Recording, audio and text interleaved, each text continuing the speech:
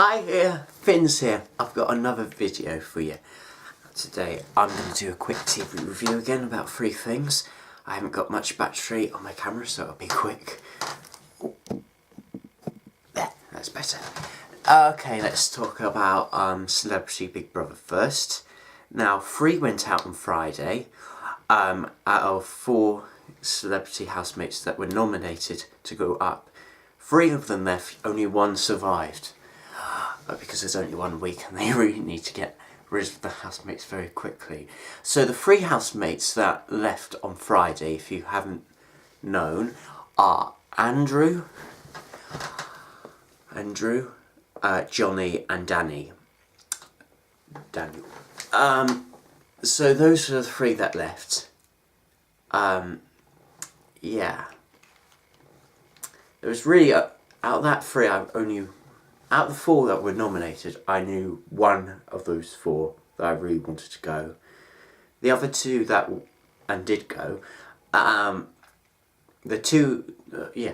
So let's talk about Andrew first. You know, I remember him from The Apprentice. I know he was Northern lad. You know what? I actually quite liked Andrew. I liked his relationship between Shane J / Courtney, and you know, his views about Anne. I do agree that I think everybody should be respectful. I think it's okay to have like same-sex marriages, and his feelings about Anne saying same-sex weddings should be banned. You know what? I do agree with his views, not agreeing with Anne's same-sex wedding. I agree with, but he did go a little too far, saying behind her back, "See you next Tuesday," which is the C word. I think he could have gone to the final. If he did not say that word, I think people would have liked him more. But he did go too far, unfortunately, saying the C word behind Anne's back. And then Johnny went after him, Johnny Mitchell from Love Island. You know, Johnny's a nice guy, but you like the sister programme Big Brother, but on the side they talk about coasters, quiet housemates, they call them coasters. Johnny was a coaster. He was like one of the ugly coasters you just want to chuck away, really. But, well, he just didn't bring much to the house, really. You kind of forget he was really there. He didn't really do much. He was the one that I did really want to go. And you know what, I'm quite happy he did go, because he didn't really bring much to the house, actually. And I think the producers of the show only brought him as to be a housemate because he went on Love Island. It's the rival show of Big Brother. Bit of a waste of time to actually have all the Love Island contestants that could have gone for somebody a bit bigger than him. And then Daniel. I knew Courtney Shane J / Courtney was going to be saved. So yeah, I kind of feel sorry, Daniel. I think it should have been a double eviction. I don't think it should have been a triple eviction. I think that was too much. Yeah, he's quite a funny guy. He has his funny moments and he has his own opinion. But you know what, the good thing is, when he did leave the house, he proposed to his girlfriend while he was having the interview with Emma, and I thought that was quite a nice idea. It's a good idea to do it on live TV, and good luck to him. I really hope he has a good future now after leaving the house. He's going to get married. Good luck. Also, that happened in the house. Oh, by the way, before I get into that, Shane J / Courtney, I think he is. I knew he kind of knew. He got lots of cheers at the eviction, on eviction night, and he was the one that survived, and I'm quite happy. I think now he's probably going to win the show now. At the start of the series, I thought Jess could have had a chance to win, but as the series went on, I think it might now be Shane J / Courtney. I mean, it would be nice if he does win, or she. He/she.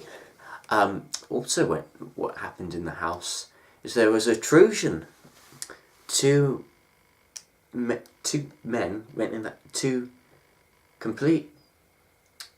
people went in the house while Daniel was about to be announced as the third housemate to be evicted.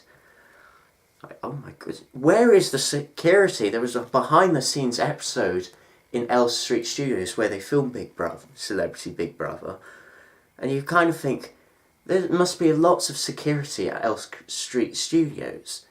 And how can you get these two people walk into the garden of Big Brother? It's just, how did they get into the house? Well, they didn't get in the house, they got into the garden, but still, I thought Celebrity Big Brother never sleeps. How did they get in that garden? It just amazes me, and luckily they didn't get in the house and they managed to just get the shutter down while he was being evicted.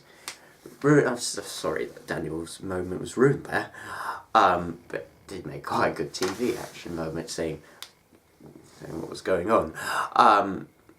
And also, I never knew, but cucumbers can cause salmonella. Jess was right, by the way. Just look that up on Google. The next thing I want to talk... Oh, yeah. I talked about enough about Celebrity Big Brother. Let's move on. Dancing on Ice on Sunday. Lamar was saved for a third time. He was in the skate-off with Perry. And Perry, unfortunately, was the third contestant to leave Dancing on Ice Sunday. I didn't want Perry to leave. I wanted Perry to stay. But I felt Lamar was better at the skate-off. But I thought the judges probably would vote him off because he was the third time in the skate-off. But he was better than Perry. And yeah, I didn't want Perry to leave. But I think Lamar was the only reason why Lamar was good in that routine in the skate-off, because he's been practicing it about 3 weeks now, while Perry only probably practiced it 1 week. So I think that's probably why Lamar stayed, which I think is a bit unfair. Other people saying the show's a bit racist because the two contestants that were in the skate-off were both black. And it's just a coincidence they're both black. I mean, there's no racism whatsoever in Dancing on Ice. It's like Strictly over again. There's no racism. It's just a coincidence they're both black. I just don't like... There's no racism in Dancing on Ice. It was just a coincidence that both celebrity contestants were black. And they had to compete in the skate-off. That was just a coincidence. Next thing. Okay. So yeah, I'm sad Perry left. But what can you do about it? The girls are not doing that well in Dancing on Ice, I have to admit. 3 of them gone. I do feel sorry. There's only Donna, Cheryl and Brooke that are now left. Oh well. They all should have gone on Strictly instead. Also, final thing. You may have not noticed this because I haven't mentioned it before, but I actually do watch the Eurovision Song Contest. I started watching it a little bit back in 2011 when Jedward and Blue were on it, and then year after year I watched it a little bit more, and then in 2014 I was introduced to the semi-finals, and then I kind of get into it. And earlier today I watched the draw on the semi-final. I've got the notes here. I made predictions a few days before the draw, say which countries would perform in which semi-final and which country would vote. And I got about 15 countries correct out of 43 countries. So I thought I would get 10 right. Yes. So, and also as we're in the UK, are part of the Big Five, along with Spain, Italy, France, Germany, the UK. Germany, Italy, France, Spain and UK all are part of Big Five, so they don't have to compete in the semi-finals, but they can only vote for one semi-final, along with host country Portugal, who won last year. So I got right. We are going to be, if you wanted to know, the UK will be voting in the first semi-final alongside host country Portugal and Spain. the second semi-final, the countries that in the Big Five that will be voting are France, Italy and Germany. And I won't get into too much information about which country will be performing in which semi-final. If you want to look that up, you can look up on the Eurovision website, or you can watch the draw on Eurovision YouTube channel. But you know what? The country I feel most sorry about is Ireland, because they haven't qualified for Eurovision Grand Final. They haven't qualified for the Grand Final since 2013, and they've had about 4 or 5 years of bad luck. And even so, when they did qualify for 2013, they came last. You see, I care. But this year, they're going to be performing in the second half of the first semi-final, which the UK can vote for them. So that might boost their confidence. They might be actually qualifying this year.